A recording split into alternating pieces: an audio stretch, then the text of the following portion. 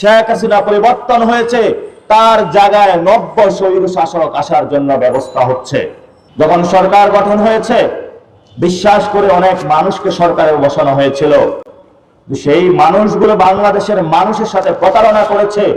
আমরা চেয়েছিলাম একটি নতুন সংবিধান, নতুন জীবনযাত্রা, নতুন স্বাধীনতা। আমাদেরকে তারা নিয়ে গিয়েছে সেই আওয়ামী লীগের পুরাতন বন্দোবস্তে।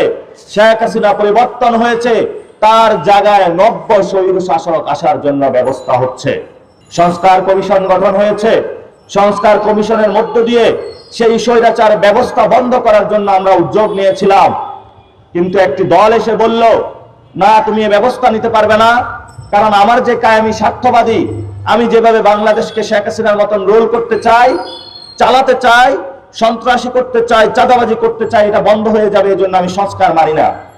তারা এ নিয়ে বিনিয়োগ সংস্কার কমিশনকে নস্যাৎ বা ভণ্ডুল করার চেষ্টা করলো। মানুষের আন্দোলনে এই সংস্কার আবার জনমানুষের কাছে এই ইলেকশনের মধ্য দিয়ে গণভোটে আবার ফিরে গেল।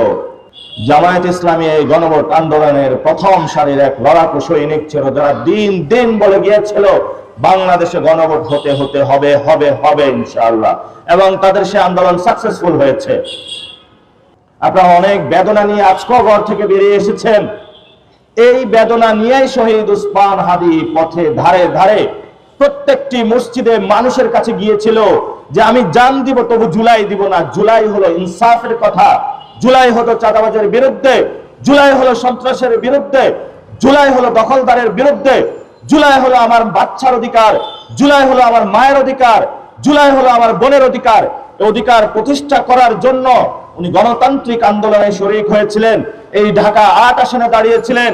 কিন্তু যারা ঢাকা ৮ আসনের গ্যাংস্টার মাফিয়া যে ব্যবস্থা রয়েছে, বাংলাদেশের যে মাফিয়া ব্যবস্থা রয়েছে, ভারতীয় আধিপত্যের যারা বাংলাদেশে দালাল রয়েছে, তাদের কাছে এটা সহ্য হলো না। যদি হাদি ভাইদের রক্ত আমরা বৃথা না দিতে চাই, তাহলে হাদি ভাই যে ইনসাফের জন্য, চাঁদাবাজের বিরুদ্ধে, সন্ত্রাসের বিরুদ্ধে, দুর্নীতির বিরুদ্ধে ঢাকা ৮ এবং বাংলাদেশে যে আন্দোলন সূচনা করেছিলেন, সেই আন্দোলনে আবার আমাদেরকে এগিয়ে নিয়ে যেতে হবে।